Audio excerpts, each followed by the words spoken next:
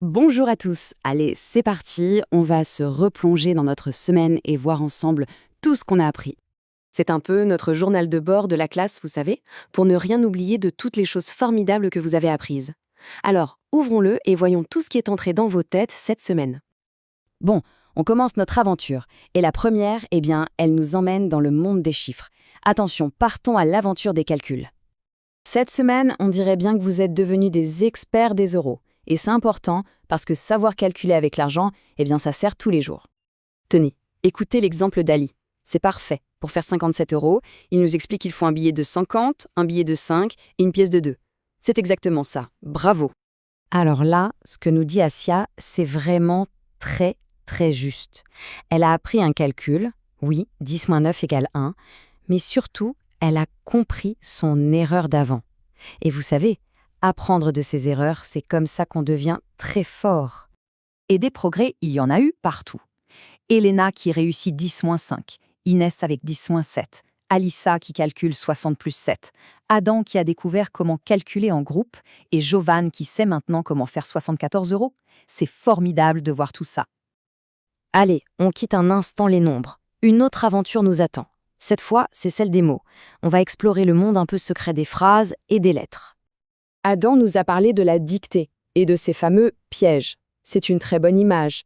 Parce que dans une phrase, oui, il faut faire attention à tout, la majuscule au début, les petites lettres qu'on pourrait oublier, et même ce fameux S muet qu'on n'entend pas. Et voilà, quand on a réussi à déjouer tous ces pièges, on peut être vraiment fier de sa phrase. Ça se voit, ce sentiment de réussite. Ah, et Mathéo nous rappelle un détail qui n'en est pas un.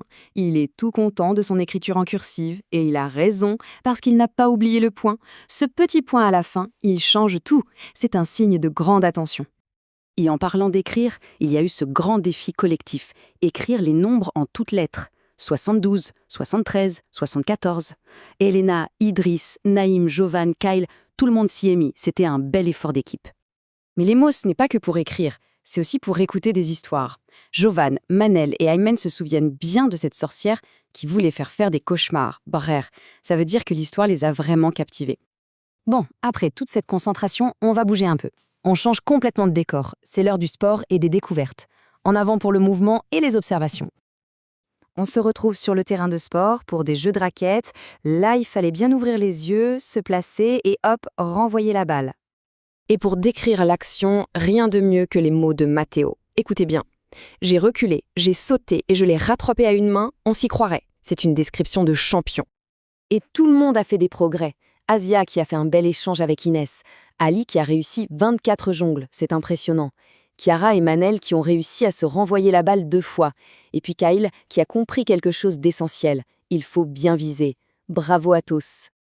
Maintenant, attention, après les grands mouvements du sport, on va faire tout l'inverse. On va regarder les choses de très très près.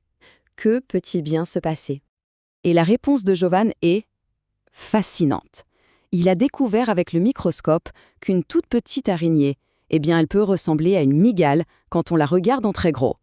C'est un peu magique de voir le monde invisible devenir visible, non? Et les explorations ne se sont pas arrêtées là. Dehors, dans la cour, un océan a été dessiné par Timéo et Adam a même fait le plan de l'école. On voit bien que pour vous, le monde est un terrain de jeu et de découverte permanent. On arrive à notre dernière partie, et peut-être la plus créative. Le moment où l'imagination prend le pouvoir, les jeux de la récréation. Dans la cour, c'est un autre monde qui commence. Un monde où c'est vous qui décidez, où vous devenez les rois et les reines de vos propres histoires. Et quelles histoires! Il suffit d'écouter les noms de vos jeux pour comprendre. Alors il y a eu le royaume des cacas de chiens, Bébé Rock, le géant zombie, le dragon, les châteaux. Franchement, c'est plein de fantaisie. Et le plus intéressant, c'est que ces mondes inventés ont leurs propres règles. Adam nous raconte que quand le roi parlait, il fallait répondre « Ok, grand-père ». C'est la preuve que vous construisez ensemble des univers avec leurs codes. Voilà, quelle semaine bien remplie. On a voyagé des calculs avec les euros jusqu'aux royaumes imaginaires, en passant par les pièges de la dictée. Tout ça, c'est ce qui rend l'école si riche. Alors, pour terminer, chacun peut réfléchir. Tiens, quelle est la chose la plus étonnante ou la plus amusante que j'ai apprise cette semaine?